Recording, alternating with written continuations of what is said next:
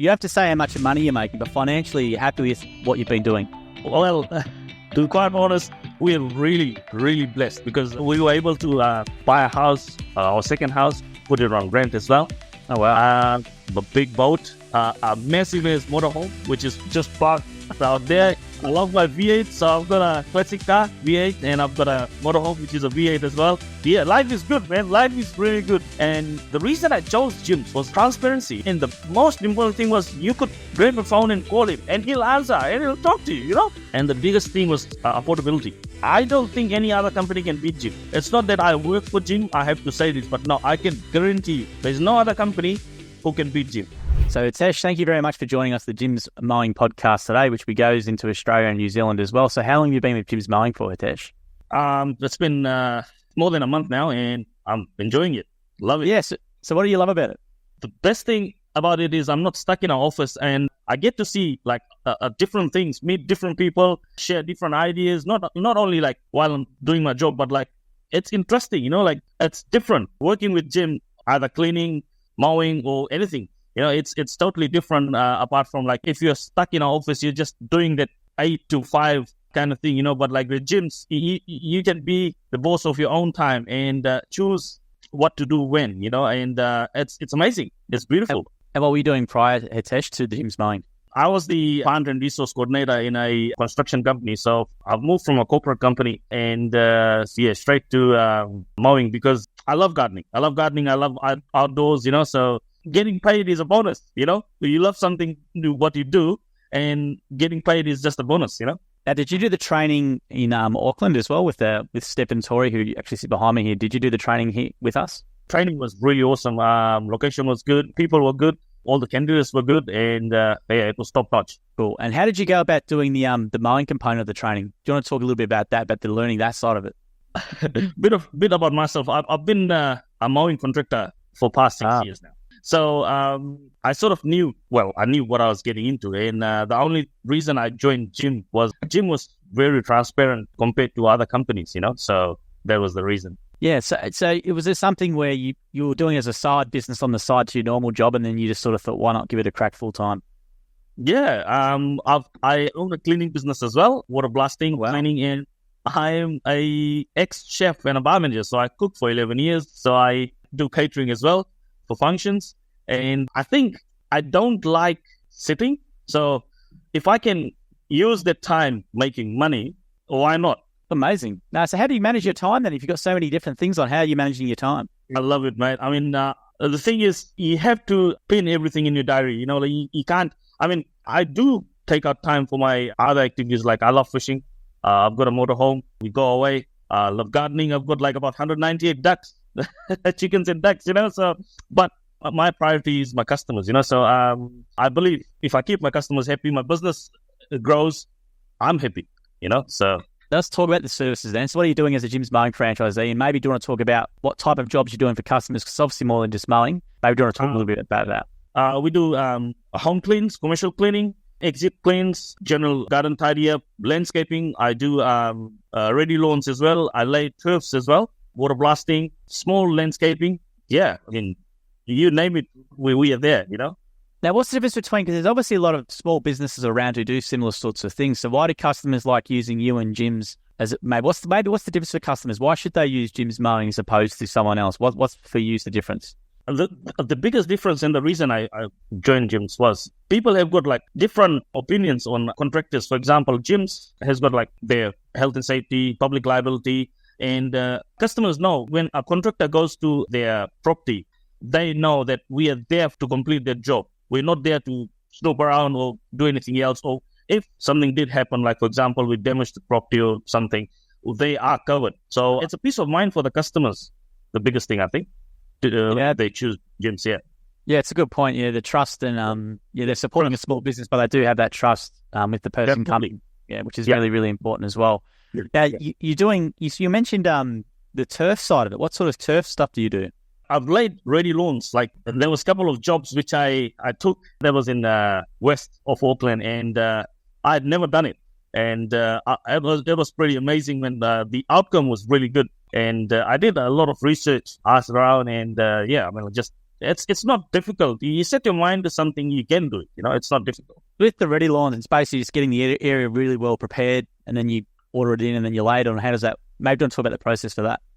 First of all, you have to get the area ready. For example, level it up, have your sand and everything, topsoil. The biggest thing is drainage. If your drainage is not good, regardless of how good your lawn or ready lawn has been put in, it'll in time, it won't be straight, or it'll go into different directions. You know what I mean? Let's say coming into winter as well, what sort of services do you think customers need in winter, or what would you be advising them to look at doing? Coming winter for Auckland, especially water blasting, many customers, they get the hedges, their fruit trees trimmed, just a general tidy up outside, because the lawns, they sort of stop growing, and customers, they start focusing on their outside of the house, for example, trees, shrubs, hedges. Gutters as well. Do you do that? Gutters? Yeah. Gutters is the most important thing, because in fall, for example, in autumn, the leaves are just everywhere. At the moment, we're facing that issue. Some of my customers, I'm not even mowing. They don't have lawns, but neighbors' leaves are flowing on their roofs, in their gutters, in their yard. So we just go and tidy it up.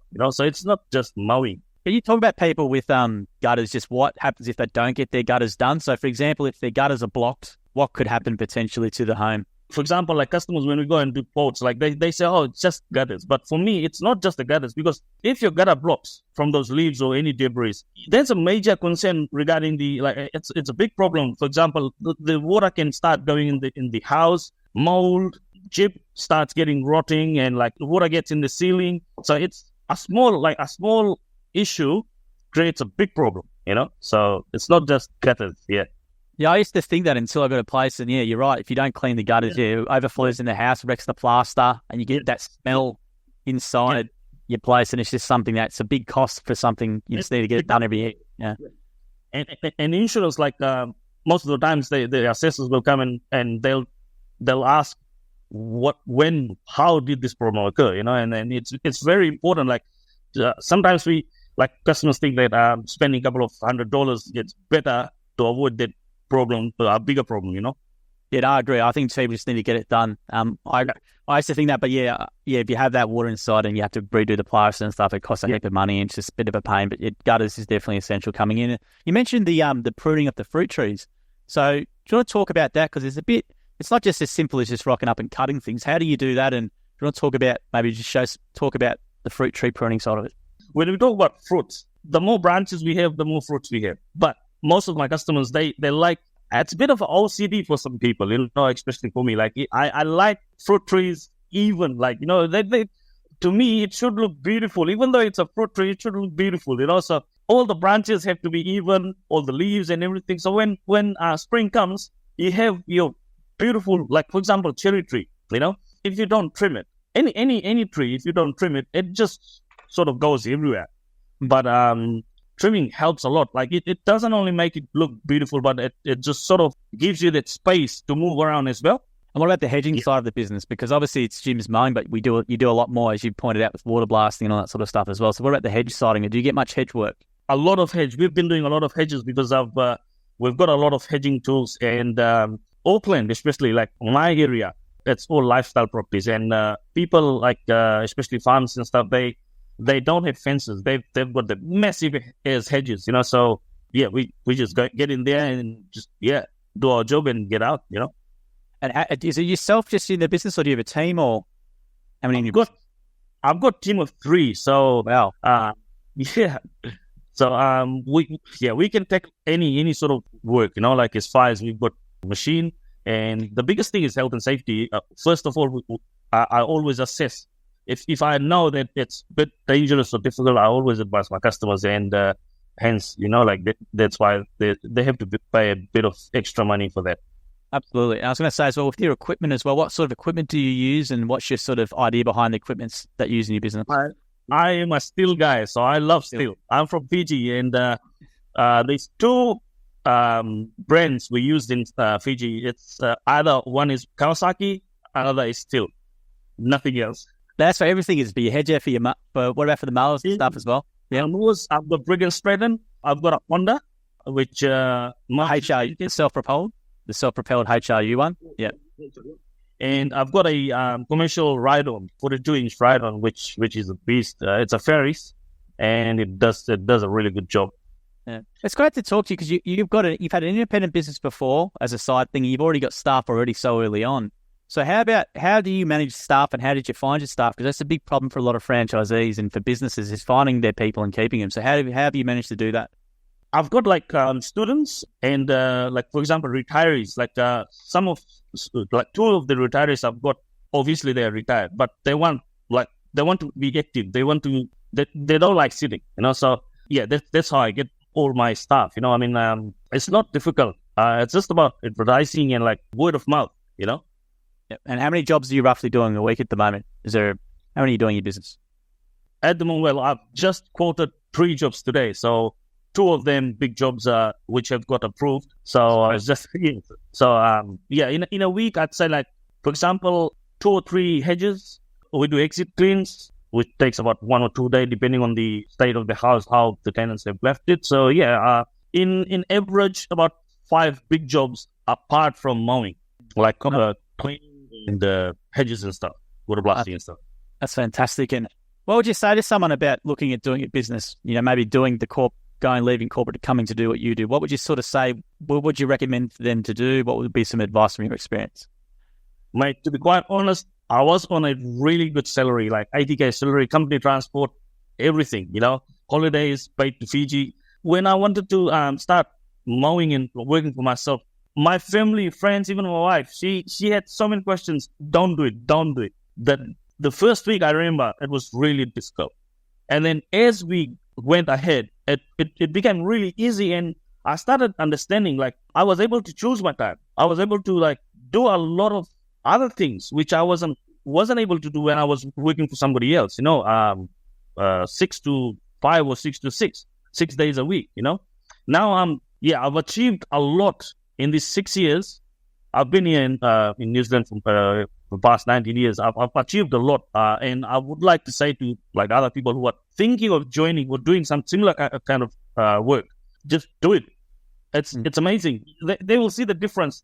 Their lifestyle, their mental, their physical, everything will change. Just change, And the best thing is going to a customer's house, talking to them, and doing your job. And sometimes, not sometimes, most of the times, you become a part of their family as well, because you talk about your personal, not personal stuff, but your whatever you're doing, your family, and they talk about their family, So it sort of becomes a family instead of just a customer, And it's amazing. You get to see different kind of people, share different views, ideas. You learn a lot of things, and different views. Auckland is beautiful, sceneries, It's beautiful, just do it. Yeah. I love what you said about the people do talk people out of it. We have a lot of people who come to training and their wife or their husband or their friends and family say, "Oh, don't do it," and they're always really worried for them and stuff like that. Which I understand that, but you've just got to push through it. But I was going to say, what's their opinion now of what you're doing? She comes with me. When we started, obviously, in a couple, there'll be sometimes buts and ahs, But when she started seeing the result, she was just amazed, and she said, "Well, I should come and join you." So, and the biggest thing is in couple, we've been married for past 18 years, So we work really good together, So it's really good, It's a bonus as well, and the results. I mean, trust me, the results are there. If people want to join, obviously there'll be heaps of questions "Oh my God, what am I gonna do? I have to get all the customers myself, leads. I don't have sick leave or leave, or, anything." But once they start doing it, the difference. This year, last year and this year, I've made 12 trips to Fiji. I've got mom and dad back home, my brothers. Dad is 72. I love my family, and I've made 12 trips ever since I've started working for myself. So I couldn't do it when I was working for somebody else, So that's great to hear. I was going to say as well, you have to say how much money you're making, but financially, you're happy with what you've been doing. Well, to be quite honest, we are really, really blessed because we were able to buy a house, our second house, put it on rent as well. Oh, wow. A big boat, a massive motorhome, which is just parked out there. I love my V8. So I've got a classic car, V8, and I've got a motorhome, which is a V8 as well. Yeah, life is good, man. Life is really good. And the reason I chose gyms was transparency, and the most important thing was you could grab a phone and call him, and he'll answer, and he'll talk to you, Have you called Jim, have you? Yeah, I've spoken to him. What'd you ask him about? Just business opinion and how things would go. And he was like transparent, clear, and the biggest thing, I think, it's affordability. Compared to, obviously, I sat down and did my research. And the biggest thing was affordability. And Jim, I don't think any other company can beat Jim. Like, honestly, it's not that I work for Jim. I have to say this, but no, I can guarantee you there's no other company who can beat Jim if you want to become a franchisee. No, that's a great point. I'm sure you've done your research. I know a lot of people I interview, they do their research with multiple things, and they always come back to the fee structure, and it's a flat fee, and there's no percentage of revenue or nothing like that as well. And obviously, Jim's Mowing is the biggest in New Zealand too, so it's got a really good reputation that you can just walk in and, like someone like yourself, have already got some business experience, just coming and you just look how you can blow up with your business so well with using the brand. It's fantastic to see. And I was going to say that you mentioned something about your first week. So how was you said it was a bit tough in your first week. Let's maybe outline that. What was the toughness about it? Was it just like the reality of not having that weekly or that fortnightly salary come in, or what was the tough thing about that first week?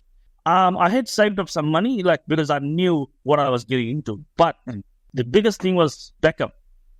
I knew that, okay, I'm starting something new. It's not going to be I wasn't comparing apples to apples, that I'm making this much working for somebody else. I'll be making this much or more than that or less than that working for myself. But the biggest thing was backup. You are backed up by Jim, simply. You don't have to, obviously you have to go around and promote yourself, Facebook and stuff, do the other social advertisement. But you know that you're backed up, not only with leads, but with anything, for example, health and safety, insurance. If something did go wrong, there's system in place which will help all the franchisees, So I can say I sleep well, thinking that I don't have to worry about all these things, because I do my job properly, keep the customers happy. That's it. You get paid. Simple, And what's used in good customer service? Because everyone thinks customer service is simple, but obviously it's not, because obviously there's a lot of different standards of customer service. So how do you do your customer service? So you get the lead. What's your process from start to finish? As soon as I get the leads, for example, I've got a thing that if I'm on the machine, if I don't hear my phone, I've got a habit. Every 45 to half an hour to 45 minutes, maximum an hour, I'll be checking my phone. And if there's a lead, I'll stop everything. I'll give the customer a call, let them know, or ask them if they're home, when I can go and see them, or how can I see them for the quote. And if they're happy, I give them a time, or they can say, sorry, I'm not available today, you can come tomorrow, or if you can come now. So I always try to talk them into it that, okay, I'm doing this job now, but I can be there in certain hours, The most important thing is communicating with customers, because if you tell a customer that I'll be there in about 2 hours, or if you get a lead, let's say about 7 o'clock in the afternoon, and you call the customer, I still call the customer 7 o'clock in the afternoon, and I'll apologize. First thing, I'll introduce myself, and second thing, I'll apologize that I'm calling this late. 100% of the times, they're happy that somebody has called them, and then I'll ask them that if I can come and see you tomorrow. So I think the biggest thing is calling them, letting them know when you're going to be there, and not arriving on time. That's the biggest no-no. So I don't give any customers any benefit of the doubt that I always show up on time. And if I'm running late, 5 or 10 minutes late, I always give them a call and let them know that, hey, this is what's happened. I'm stuck in traffic, or there's an accident on the motorway. I'll be there shortly, Yeah, just communication. I think that's the biggest thing. Yeah, it's a great point, and it sounds very simple though, but a lot of people don't do it. But it's very easy to do, but you're so right. People might change their plans for their day or whatever around you coming at a certain time, and if you don't rock up on that time, it can be quite off-putting to them. But a simple message, as you said, you do, which is a very simple thing, but it goes a long way with customers.